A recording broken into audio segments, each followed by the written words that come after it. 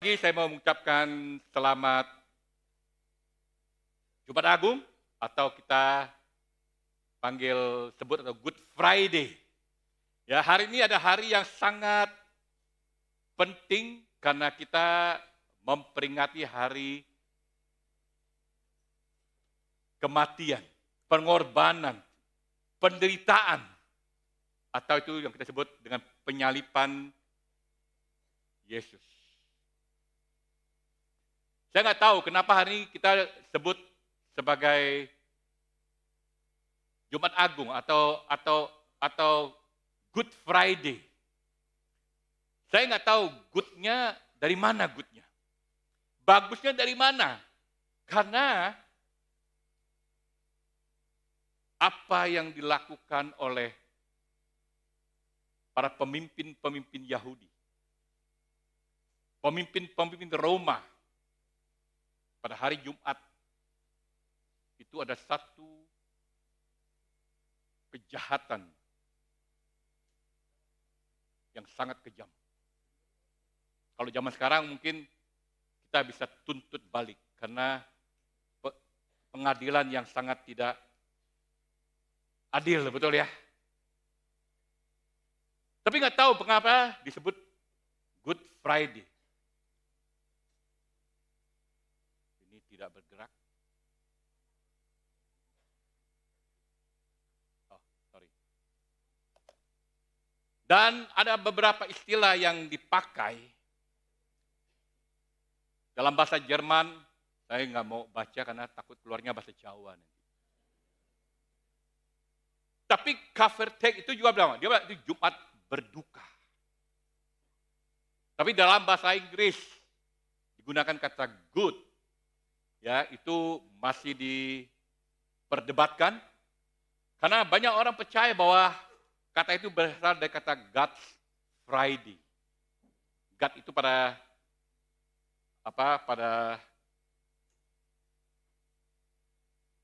bahasa Inggris dalam pertengahan itu disebut sifat God itu seringkali diartikan suci atau sakral. Jadi kata Good Friday, ya bisa juga dikatakan demikian karena walaupun hari ini kita bersama-sama memperingati hari kematian Kristus, penderitaan yang kejam. Tapi kita tahu juga bahwa ini juga semua karena merupakan semua rencana Tuhan untuk bisa menyelamatkan umat manusia, betul ya? Walaupun kita tahu 3 hari mulai hari ini, yaitu hari kebangkitan Kristus, itu adalah kabar satu sukacita yang luar biasa. Kalau Yesus mati dan tidak pernah bangkit, kita mungkin nggak pernah kumpul hari ini bersama-sama, betul ya? Tapi juga sangat penting buat kita hari ini, kita tidak boleh melupakan penderitaan Yesus di atas kayu salib. Karena kematian dan kebangkitan Yesus ada titik balik di mana kita menemukan kehidupan kita hari ini. Saya sangat bersyukur 33 tahun yang lalu, bagaimana Tuhan mengubah hidup saya. Pernah nggak kalian berpikir bahwa Jumat Agung bukan satu Jumat yang kebetulan? Di dalam Yesaya pasal 53, ini sudah dinubuatkan. 600 tahun yang lalu sebelum Yesus lahir, kejadian Jumat Agung itu sudah dibuatkan. Dikatakan demikian.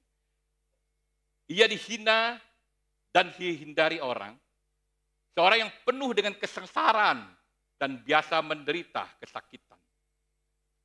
Dia sangat dihina, sehingga orang menutup mukanya terhadap dia. Dan bagi kita pun dia tidak termasuk hitungan. Tetapi sesungguhnya penyakit kita lah yang ditanggungnya. Dan kesengsaraan kita lah yang dipikulnya. Padahal kita mengira dia kena tulah. Dipukul dan ditindas Allah. Tetapi dia tertikam oleh karena pemberontakan kita. Dia diremukkan oleh karena kejahatan kita. Ganjaran yang mendatangkan keselamatan bagi kita ditimpakannya kepadanya. Dan oleh bilur-bilurnya kita menjadi sembuh. Kita sekalian sesat seperti domba. Masing-masing kita mengambil jalannya sendiri. Tetapi Tuhan telah menimpakan kepadanya kejahatan kita sekalian. Dia dianiaya, tetapi dia membiarkan diri ditindas dan tidak membuka mulutnya seperti domba yang dibawa ke pembantaian. Seperti induk domba yang keluh di depan orang-orang yang menggunting bulunya. Ia tidak membuka mulutnya. Sesudah penahanan dan penghukuman, ia terambil. Dan tentang nasibnya, siapakah yang memikirkannya? Sungguh, ia terputus dari negeri orang-orang hidup.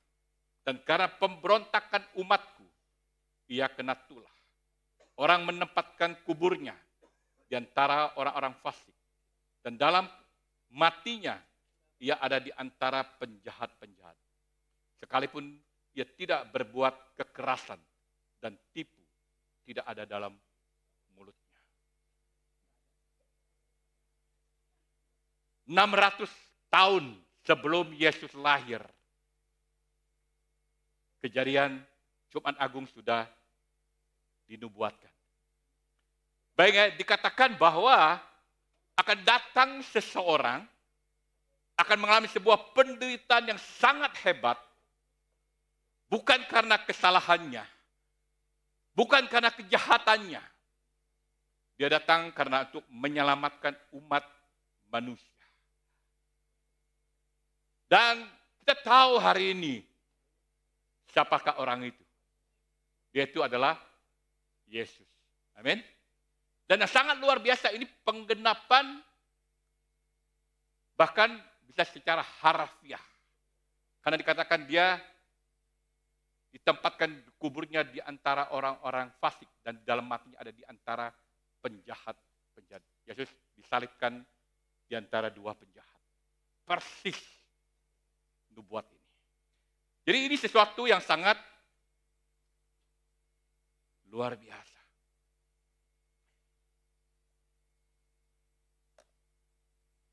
Di dalam perjanjian lama, Allah begitu mengasihi bangsa Israel.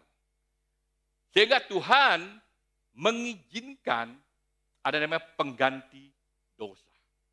Jadi pada zaman dahulu, kalau ada seorang melanggar hukum Musa, dia harus membawa seekor binatang ke kemah suci atau bait suci. Dan mereka harus meletakkan tangannya di atas kepala binatang itu sebagai simbol menggantikan dirinya dengan binatang itu. Kemudian mereka akan mengaku dosanya kepada seorang imam dan secara simbolis memindahkan dosanya kepada binatang itu. Selanjutnya mereka akan membawa korban, akan menyaksikan binatang yang dibawanya disembelih dan dipersembahkan di atas altar. Kematian binatang itu menyadarkan kepada orang yang membawa persembahannya. Dua hal, upah dosa adalah maut. Yang kedua adalah Allah dalam belas kasihannya mengizinkan penggantinya. Binatang yang tadinya tidak berdosa harus mati agar pendosa tidak mati. Kematian binatang itu bersifat pengganti. Binatang itu mati untuk pendosa.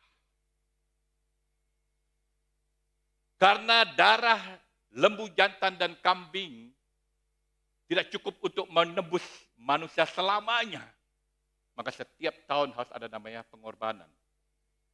Allah mengutus anak yang tunggal sebagai korban penghapusan dosa yang sempurna untuk semua dosa seluruh dunia. Pengorbanan hewan tidak dapat menembus manusia. Karena manusia lebih berharga daripada hewan. Satu-satunya memiliki semua kualitas itu adalah Tuhan sendiri. Satu-satu pilihan bagi Allah adalah mengutus putranya sendiri untuk datang dan hidup sebagai manusia dan mati sebagai pengganti semua manusia. Jemaat, dosalah yang menyebabkan Yesus harus menerima hukuman itu. Dengan kata lain, Yesus mati karena kita berdosa. Dan dosa harus dibayar. Dan Yesus sudah bayar buat kita. Jadi peristiwa Jumat Agung di 4 Injil ditulis. Saya punya coba mengumpulkan ringkasan itu. Dari Kamis malam, saya nggak bahas satu-satu karena kalau bahas satu-satu waktunya habis. Dari pagi setelah perjamuan kudus, setelah mereka menyiapkan diri, makan, masih ingat ya? Dia ke Getsemani, berdoa, itulah dia ditangkap, dikhianati oleh Yudas Iskariot. Setelah itu apa? Dia dihadirin sepanjang malam. Disiksa sepanjang malam. 15 jam tanpa tidur. Saya percaya kalau manusia biasa nggak akan sanggup. Disiksa, dipukul, dicambuk, dihina, dipermalukan. Harus membawa salibnya sampai terseret-seret. Itu bukan hal yang gampang. Karena pagi ini saya mau bertanya, apa arti Jumat Agung buat kita hari ini? Saya masih ingat waktu saya belajar Alkitab 32 tahun yang lalu. Salah satu pelajaran yang paling menyentuh hati saya waktu saya diajar tentang salib. Itulah saya berlinang air mata. Saya masih ingat waktu saya pergi ke Yerusalem. Pergi semua tempat, happy, bisa melihat. Tapi ada satu tempat yang saya nggak pernah lupa. Waktu saya pergi ke Taman Getsemani. Saya pergi ke satu pohon, saya ajak Lili, kita duduk di bawah pohon itu. Hanya saya berdua, yang lain lagi jalan. Saya masih ingat, saya lipat tangan dan saya doa. Dan saya mencoba merasakan, saya bayangin kalau saya ada Yesus dan semua orang datang dan saya mau ditangkap. Saya masih ingat. Saya berdoa dan saya menangis.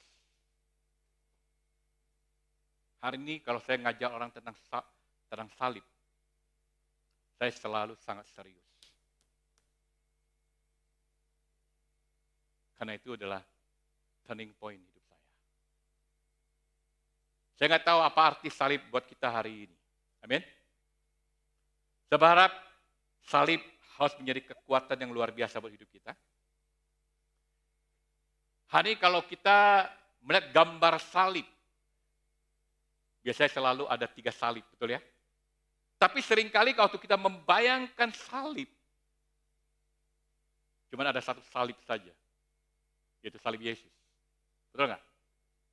Tapi seringkali kita lupa waktu kita lihat salib, ada 2 salib yang lainnya, bersama-sama dengan Yesus. Saya mau bertanya, pernah nggak kita berpikir Mengapa ada dua salib di antara salibnya Yesus? Pernah nggak kita berpikir mengapa Yesus ditempatkan di tengah-tengah di antara dua penjahat yang mau dihukum mati? Bagi saya, waktu saya melihat itu ada sesuatu seperti mewakili kehidupan kita sebagai orang yang berdosa, yang harus memilih, yang harus mengambil keputusan. Karena saya sangat percaya bahwa apa yang kita pilih, apa yang kita ambil, apa yang kita putuskan, itu akan menentukan cara kita menjalani kehidupan ini. Betul ya? Dan cara kita menjalani kehidupan ini, itu juga menentukan bagaimana akhir daripada kehidupan kita. Dan saya mau ngajak kita pagi ini untuk sama-sama belajar dan melihat apa pesan salib itu. Kita tentu ingat ayat ini. Di Lukas pasal 23, ayat 3 dia bilang gini. Mereka sampai di tempat yang bernama Tengkorak. Mereka menyelipkan Yesus. Di situ, dan juga ada kedua orang penjahat. Yang seorang di sebelah kanannya, dan yang lain di sebelah kirinya. Yesus berkata, "Ya Bapa, ampunilah mereka sebab mereka tidak tahu apa yang mereka perbuat." Dan mereka membuang undi untuk membagi pakaiannya. Orang banyak berdiri di situ dan melihat semuanya. Pemimpin-pemimpin mengejek dia.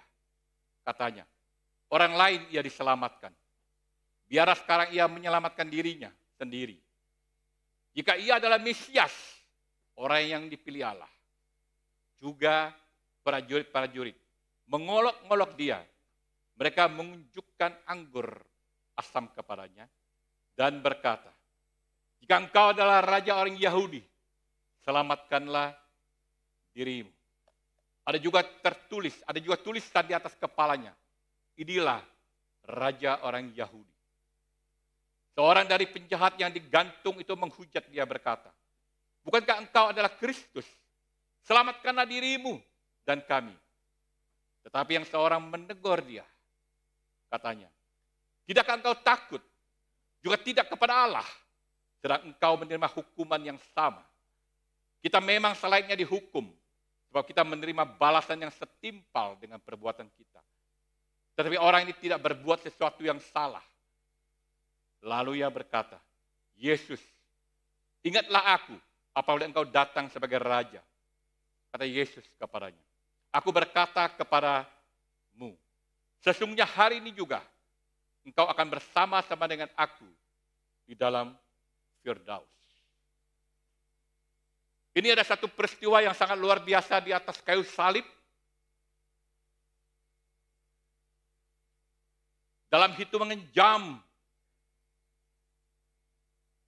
Yesus akan menghembuskan nafasnya yang terakhir. Nah, dari salib ini ada 3 hal yang saya mau kita sama-sama belajar. Yang pertama, salib pemberontakan.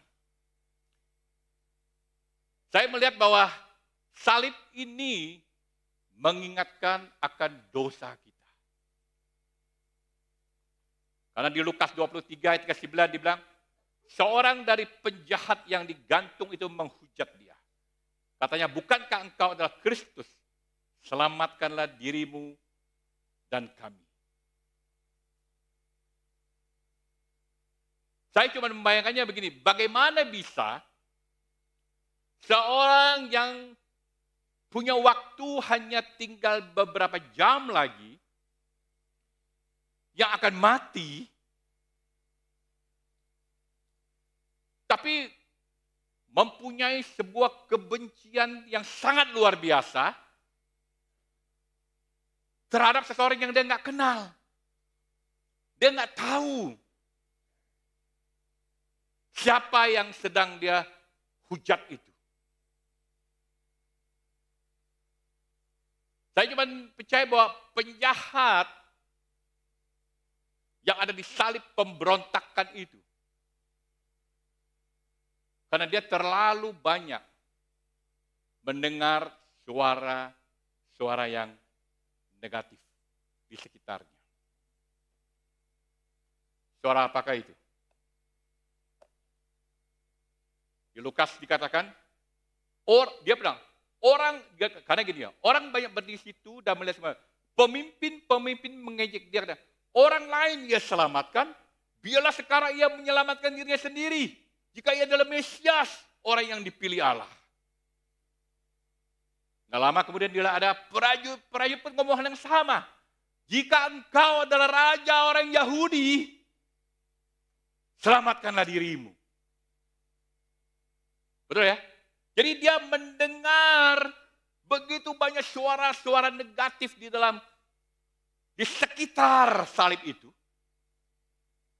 Dan mungkin waktu dia mendengar kata-kata itu dia berpikir, kalau pemimpin-pemimpin agama, kalau pemimpin-pemimpin Romawi, kalau semua prajurit mengejek Yesus, mengolok Yesus, tidak menerima Yesus sebagai Mesias,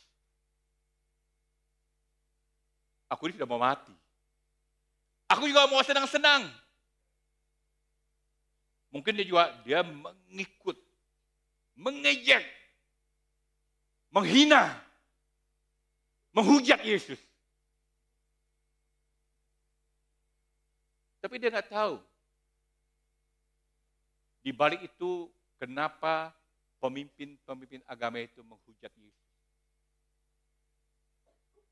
Pemimpin itu karena mereka waktu Yesus datang, mereka kehilangan pengaruhnya. Waktu Yesus datang, pengikut mereka banyak apa? Berpindah. Kebencian itulah yang membuat mereka lakukan itu. Apa yang menarik saya lihat tentang penjahat yang berada di salib pemberontakan ini? Dia terlalu banyak mendengarkan suara-suara yang negatif. Suara-suara yang gak enak. Dia terlalu banyak membiarkan pengalaman hidupnya yang gak nyaman. Yang mungkin dalam hidupnya dia penuh dengan kemarahan. Banyak kepahitan. Betul ya?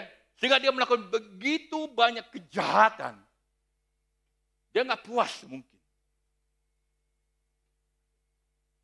Dan dari kemarahannya itulah, dia juga ikut-ikutan menghujat Yesus. Menghina, mengejek, menolak Yesus. Ada mungkin penjahat ini karena terlalu banyak dosa yang dilakukan, banyak kepahitan, banyak kemarahan, banyak kebencian, banyak dosa. Dan itu membuat dia berontak. Dia menolak. Dia nggak mau. Saya mau tanya pagi ini. Apakah kemarahan? Apakah ada kepahitan dalam hidup kita? Apakah ada kebencian dalam hidup kita? Apakah ada dosa-dosa yang masih kita sembunyikan hari ini? Yang akhirnya apa? Kita berontak. Kita tidak terima semua firman Tuhan. Kita kelihatan datang ibadah. Tapi kita berontak. Mungkin tidak seperti itu. Atau mungkin kita terlalu banyak mendengar suara-suara negatif dari orang sekitar kita sehingga kita mulai ragu, mulai mempertanyakan, benarnya ini? Tanpa kita sadar, Kita mungkin nggak seperti orang Romawi itu. Tanpa sadar kita mengejek, menghujat, menghina Yesus dengan cara yang berbeda. Efesus pasal 2 dikatakan demikian. Kamu dahulu sudah mati karena pelanggaran-pelanggaran dan dosa-dosamu. Kamu hidup di dalamnya karena kamu mengikuti jalan hidup ini. Karena kamu mentaati penguasa kerajaan angkasa, yaitu roh yang sekarang bekerja, yang sedang bekerja di antara orang-orang durhaka. Sebenarnya dahulu kami semua juga terhitung di antara mereka. Ketika kami hidup di dalam hawa nafsu daging dan menurut kehendak daging dan pikiran kami yang jahat. Pada dasarnya kami adalah orang-orang yang harus dimurkai sama seperti mereka yang lain. Alkitab memberitahu kepada kita, kita ini hidup di tengah-tengah dunia yang sudah jatuh. Dunia yang sudah hancur. Dunia sudah yang tidak bisa membedakan mana yang baik dan mana yang tidak baik. Sejak Adam dan Hawa jatuh dalam dosa, sejak Adam dan Hawa memilih untuk tidak taat kepada Tuhan. Betul ya? Nggak mau taat. Akhirnya manusia, kita semua terlahir dengan sifat pemberontak. Kita menjadi berontak terhadap kehendak Tuhan. Alkitab juga beritahu kita, manusia adalah makhluk yang paling berdosa. Dan karena dosa itulah hidup kita dirusak. Dan karena dosa itulah hati kita juga dirusak, betul. Dirusak. Makanya penuh kemarahan, penuh kebencian, penuh dendam, penuh iri hati, egois, banyak banget.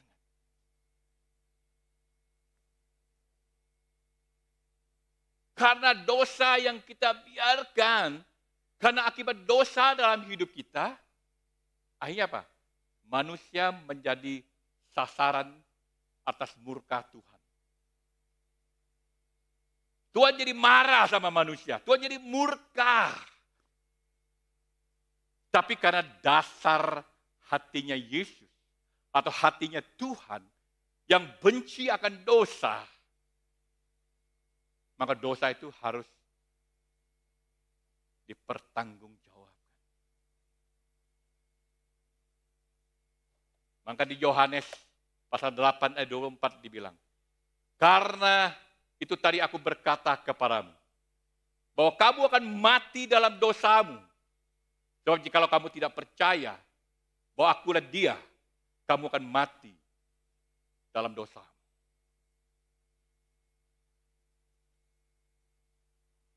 Ini satu ayat yang sangat luar inilah dia bang.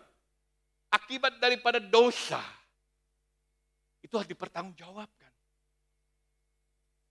Jadi penjahat yang berada di salib pemberontakan itu, salib yang mengingatkan akan dosa-dosa kita, dan itu adalah kita, manusia yang penuh dengan dosa, yang suka memberontak.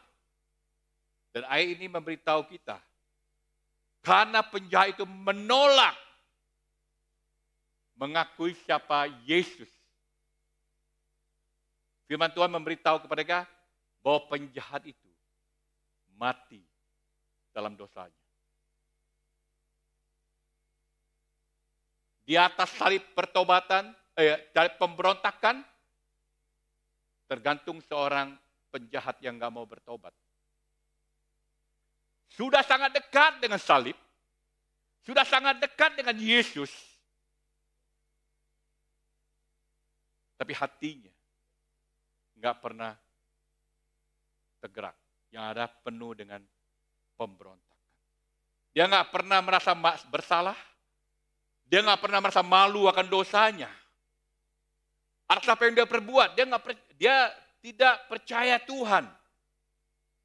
Dia nggak punya kerendahan hati karena keadaannya. Saya mau tanya pagi ini hari ini kepada kita. Apakah kita melihat ada sebuah peringatan di salib pemberontakan ini? Hari ini mungkin ada di antara kita lagi ada di posisi salib pemberontakan. Saya nggak tahu. Tapi salib ini mengingatkan akan dosa-dosa kita. Dan saya percaya bahwa di luar sana masih banyak orang yang masih mengejek Yesus. Betul ya? Mungkin mereka bilang, masa sih manusia bisa jadi Tuhan? Masa sih Yesus itu Tuhan? Memang Yesus mengajarkan hal yang baik. Tapi coba lihat, waktu dia disalibkan, dia nggak bisa buat apa-apa. Dia nggak bisa balas. Dan dia mati. Tapi orang lain lupa. Kita menyembah Tuhan yang nggak pernah mati. Kita nggak menyembah Yesus yang tidak pernah mati. Banyak orang yang menyembah, mengikuti ajarannya para nabinya yang sudah mati dan tidak pernah bangkit. Betul? Kita ikut Yesus yang mati tapi bangkit. Itulah bukti bahwa dia Tuhan yang luar biasa. Hari ini ada banyak orang yang tidak bisa merasakan, melihat ada penebusan dosa dari pengorbanan Yesus di atas kayu salib. Dan saya tahu hari kita bisa ada di sini karena kita tahu kita bisa merasakan itu. Tapi saya mau tanya, hari masih enggak kita di posisi yang benar? Atau tanpa kita sadar, kita lagi perlahan-lahan lagi mengarah kepada salib pemberontakan. Ada banyak hari ini mungkin di antara kita nggak rela melepaskan dosa kita. Sehingga apa? Kita mencari pembenaran. Kita tidak ikut semua ajaran Tuhan. Kita hanya pilih-pilih apa yang kita mau, yang nggak mau kita nggak mau. Kita hanya mau ngikut apa yang kita merasa ini tidak perlu berkorban apa-apa. Tetapi saat yang berkorban, kita nggak rela lakukan.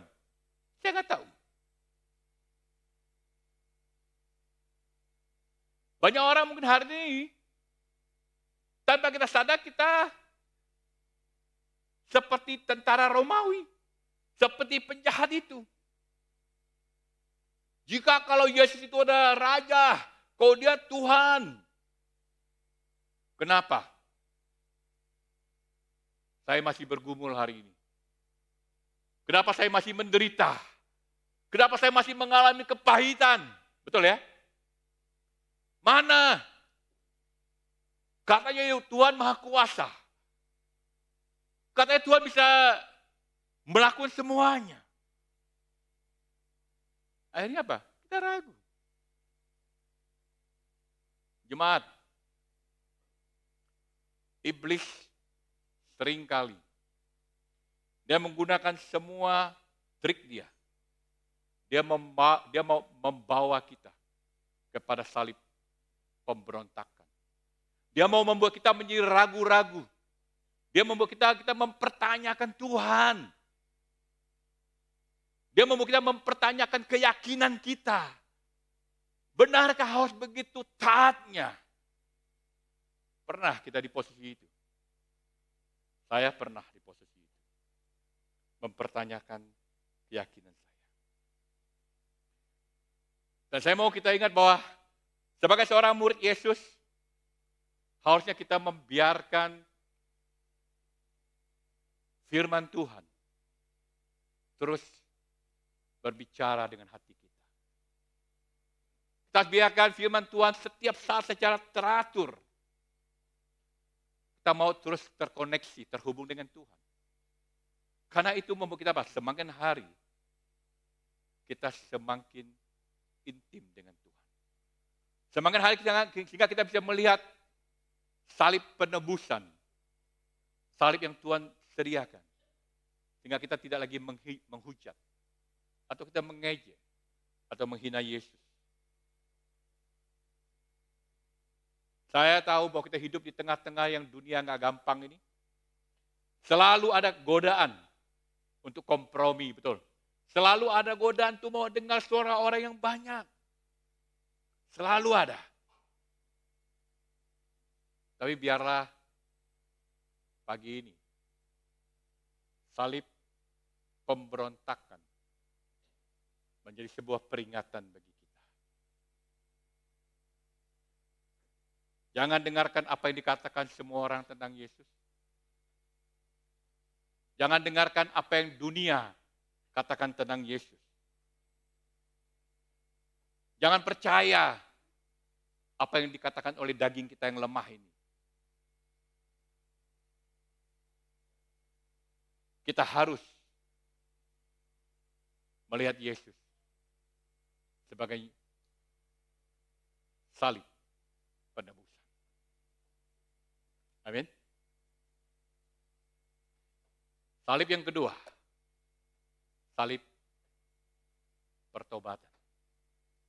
Salib ini mengingatkan kita akan pengampunan dosa.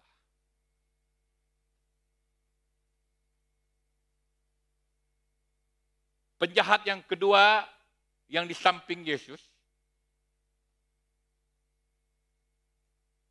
saya nggak yakin bahwa hatinya lebih baik daripada penjahat yang pertama. Mengapa? Karena di Matius dikatakan, waktu mereka bersama-sama jalan ke tempat Bukit Tengkorak atau penyalipan, kedua penjahat ini sama-sama menghujat Yesus, menghina, mengolok-ngolok Yesus. Betul ya? Tapi nggak tahu ada sesuatu yang terjadi. Sesuatu yang mungkin menyebabkan orang ini berpikir, berubah pikirannya. Dan sangat mungkin di Lukas 23 ini waktu dia dengar tiba-tiba Yesus berkata, "Ya Bapa, ampunilah mereka sebab mereka tidak tahu apa yang mereka perbuat." Dan sangat mungkin penjahat ini dia tidak seperti penjahat yang pertama. Penjahat yang pertama itu hanya mendengar suara yang negatif. Tanpa dia sadar dia menjadi negatif. Tetapi penjahat yang kedua ini, dia tidak, yang tadinya dia ngejek, dan dia beralih melihat satu suara yang sangat positif. Mungkin waktu Yesus berdoa untuk orang-orang yang menyakitinya, dia bilang, "Tuhan ampunilah mereka." Sebab mereka nggak tahu apa yang mereka perbuat.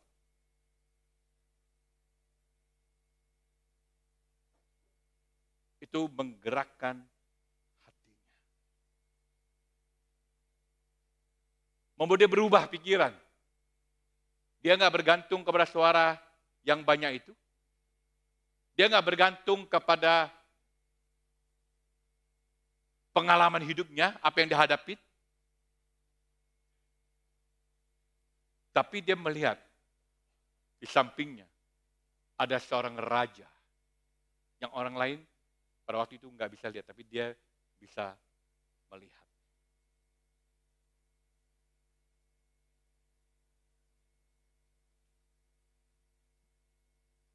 Di Lukas pasal 23 ayat 1 bilang, tetapi yang seorang menegur dia katanya, "Tidak engkau takut juga tidak kepada Allah? Tidak engkau menerima hukuman yang sama? Kita memang selainnya dihukum sebab kita menerima balasan yang setimpal dengan perbuatan kita."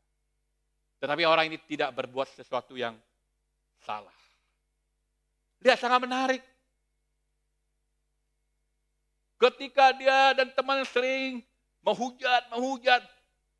Dan mungkin penjahat ini tiba-tiba terdiam. Dan dia mulai menegur temannya. Kamu nggak takut ya? Kamu nggak takut sama Tuhan ya? Kita ini pendosa. Orang ini nggak ada dosanya sama sekali. Dia nggak layak, kita ini layak. Lihat, sebuah perubahan terjadi dari penjahat ini. Dia membela Yesus. Tadi menghujat, dia mulai apa? Dia membela. Dan bahkan apa? Yang menarik dia apa? Dia mengakui kehidupan yang berdosa. Karena dia bilang apa? Kita menerima apa yang pantas kita terima. Dia mulai sadar akan dosanya. Bahkan dia bisa lihat bahwa Yesus itu tidak bersalah. Yesus itu tidak berdosa. Apa yang terjadi dengan penjahat ini? Saya percaya waktu dia salib, Roh Kudus bekerja. Saya percaya waktu dia disalib, waktu dia bergantung, tiba-tiba dia ingat. Waktu dia masih muda, dia pernah membaca firman Tuhan.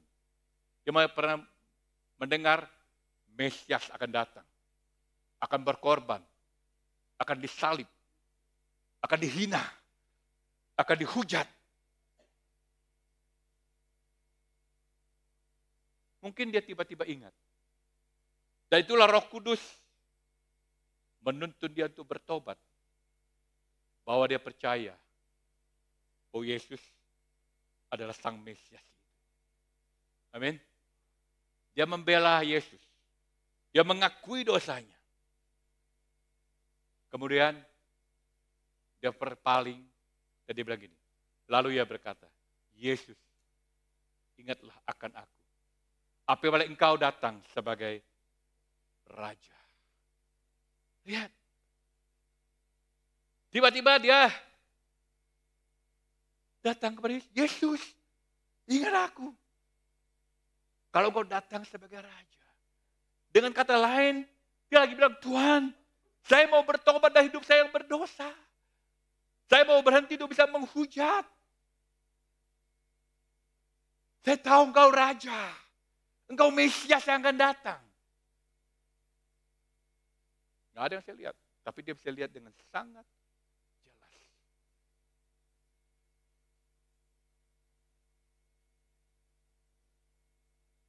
Penjahat yang pertama bergantung di salib pemberontakan.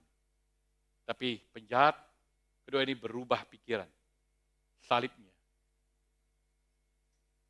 Bisa kita sebut salib pertobatan.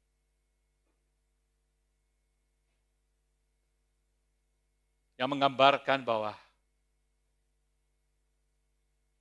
tentang pengampunan dosa. Penjahat yang pertama mati dalam dosanya. Tapi penjahat yang kedua mati terhadap dosa-dosa. Dia tinggalkan hidup yang lama. Saya nggak tahu kita yang mana. Kita hidup dalam mati dalam dosa kita. Atau kita hidup dalam dosa yang mati dalam kehidupan kita. Coba kita cek hari ini. Kita lihat apa respon Yesus.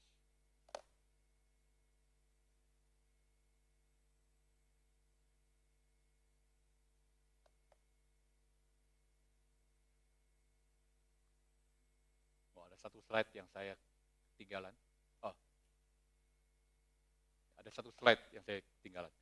Karena di ayat 43 dia bilang gini, kata Yesus kepadanya, aku berkata kepada sesungguhnya hari ini juga engkau akan ada bersama-sama dengan aku di dalam Firdaus. Ini luar biasa. Karena pengakuan itu, bayangin ya, udah sekarat. Dia bilang, kamu akan bersama-sama aku dengan Firdaus. Lihat, Yesus memberi pengampunan tanpa syarat kepada orang itu. Yesus mengampuni orang itu sepenuhnya dan juga beri dia jaminan tentang kekekalan. Ini luar biasa. Di atas kayu salib, Yesus menderita untuk orang itu. Yesus menawarkan pengampunan yang tanpa syarat. Yesus memberi pengharapan yang kekal. Saya lihat di salib pemberontakan inilah dia bertemu juru selamatnya.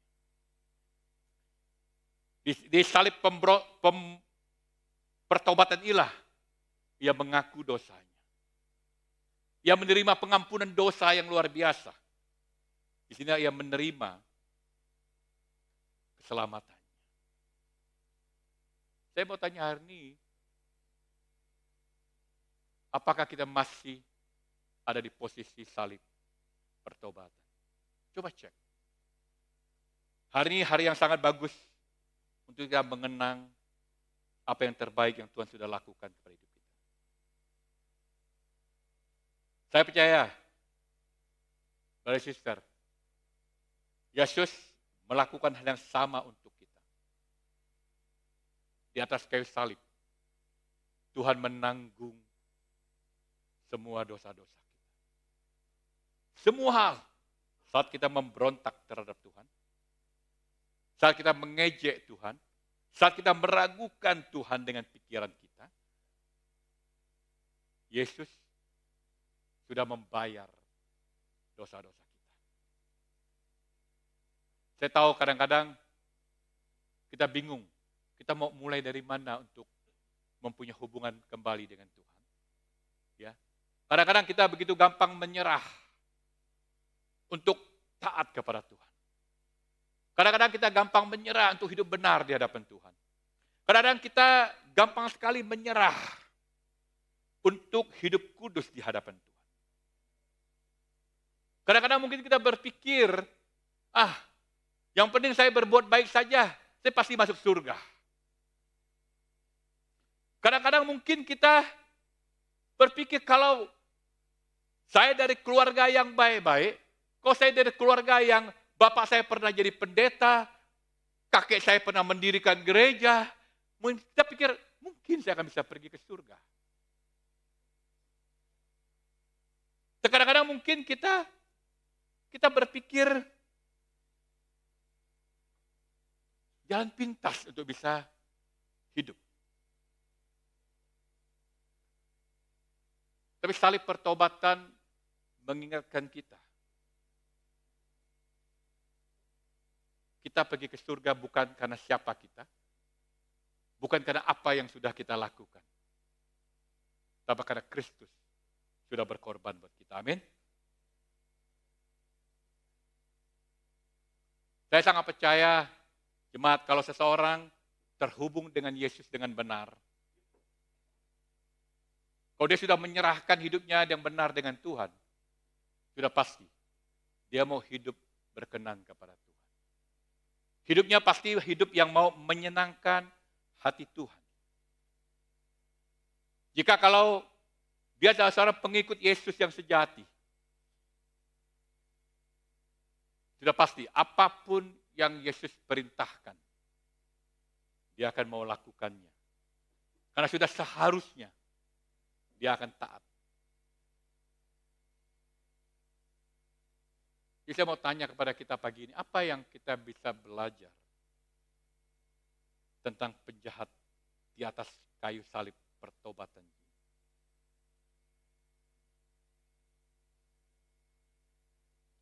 Saya cuma bilang kalau hari ini kita terlalu banyak mendengarkan apa yang dunia katakan. Dan kita mengabaikan apa yang Yesus katakan. Kita akan berada di salib yang salah. Salib pertobatan, harusnya apa? Menginsafkan dosa kita. Karena pengampunan tanpa kelahiran baru adalah sebuah kebohongan. Kelahiran baru tanpa sebuah kehidupan yang baru. Itu pun sebuah kebohongan. Agama tanpa tanggung jawab, itu adalah agama yang palsu. Kebenaran tanpa kehidupan yang benar, itu dusta. Coba tanya hari ini, kita ada di salib mana? Pertobatan atau pemberontakan? Mari kita lihat salib yang di tengah. Salib penebusan. Salib ini mengingat kita apa? Akan kasih Allah. Salib yang menunjukkan bahwa Tuhan begitu mengasihi. Seperti saya bilang, penjahat yang pertama mati dalam dosanya. Penjahat yang kedua mati terhadap dosanya. Hanya Yesus satu-satunya. Dia mati untuk dosa. Bukan karena kesalahannya, tapi karena kita. Dia lakukan karena kamu dan kita. Yohanes 10:17 bilang, Bapa mengasihi aku oleh karena aku memberikan nyawaku untuk menerimanya kembali. Tidak seorang pun mengambilnya daripada aku, melainkan aku memberinya menurut kehendakku sendiri. Aku berkuasa memberikannya dan berkuasa mengambilnya kembali. Inilah tugas yang kuterima dari Bapa. Alkitab mengatakan bahwa Yesuslah yang menyerahkan dirinya. Yesus dengan sukarela, bukan karena dipaksa, bukan karena disuruh-suruh, bukan karena diminta, bukan karena ada tekanan, enggak. Dia lakukan apa? Dengan sukarela. Bukan karena nyawanya diambil, bukan. Enggak ada yang bisa ambil nyawanya. Tapi dia yang menyerahkan nyawanya.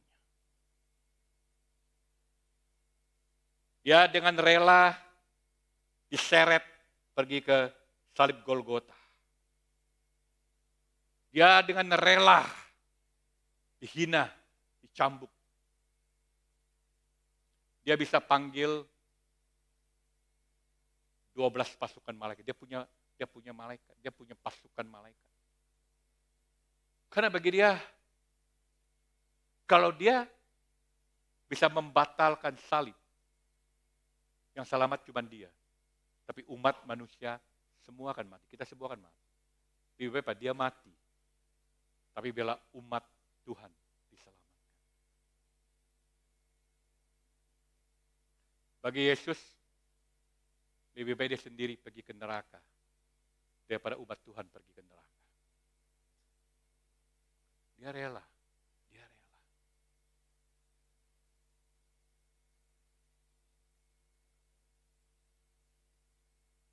Apa sih alasan Yesus mau mati dan ke salib buat kita? Saya percaya, brother sister, satu-satunya alasan adalah kasih. Betul ya? Dan kasih itu mahal harganya. Mahal.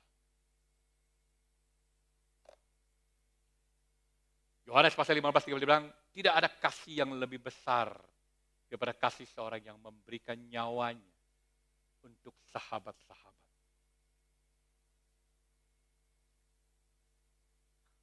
Mengasihi itu, nyawa pun menjadi tidak berharga. Roma 5:8, akan tetapi Allah menunjukkan kasih-Nya kepada kita. Oleh karena Kristus telah mati untuk kita ketika kita berdosa. Ketika kita masih menjadi musuhnya Tuhan, ketika kita masih enggak taat, kita masih orang yang egois, kita masih jadi orang yang enggak jujur, ketika menjadi orang yang penuh dengan hawa nafsu, ketika kita menjadi orang yang suka berbuat dosa, Tuhan sudah menunjukkan kasih-Nya kepada kita. Tuhan sudah datang ke kayu salib untuk menebus dosa-dosa kita.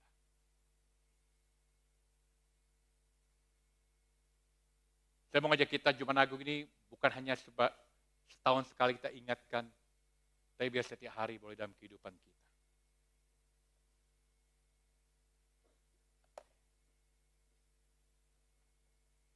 Dia yang tidak mengenal dosa telah dibuatnya menjadi dosa. Karena kita, supaya dalam Dia kita dibenarkan oleh Allah. Hari ini kita berkumpul, merayakan, menyanyikan, memuji, mengingatkan Yesus yang sudah mengasihi kita, yang rela.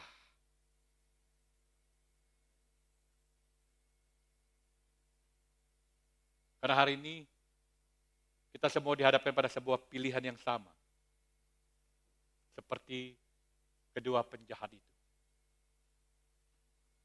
Coba tanya, kita yang mana? Kita ini termasuk berada dalam salib pemberontakan atau salib pertobatan. Hari ini banyak orang melihat kekristenan itu seperti hanya sekedar datang ke gereja, melakukan ritual, tidak melakukan dosa-dosa tertentu, tapi itu bukan Kristen. Kristen, umat Tuhan yang benar, dia punya sebuah hubungan yang intim dengan Tuhan. Dia akan menempatkan imannya dan kepercayaannya pribadi kepada Tuhan. Apapun yang terjadi, dia tidak akan pernah memberontak. Jemaat, teman-teman yang datang, tidak ada dosa yang terlalu besar buat Yesus. Tidak ada hidup yang terlalu buruk buat Yesus. Saya mau ngajak kita, jangan tunggu besok. Jangan tunggu nanti. Tapi hari ini. Karena kita nggak tahu besok akan terjadi apa dalam hidup kita. Kita nggak tahu apa yang terjadi nanti dalam hidup kita. Tapi hari ini, saya ngajak kita ambil keputusan. Mari kita sama-sama mengikuti Tuhan. Jalan keselamatan itu gampang kok. Akui dosa-dosa kita. Minta pengampunan kepada Tuhan. Minta bimbingan rohani. Terima kasih karunia yang Tuhan sudah tawarkan kepada kita. Saya percaya itulah yang Tuhan akan berikan kepada kita. Amin. Saat ini kita akan menerima perjamuan kudus dan saudara kita Ivan akan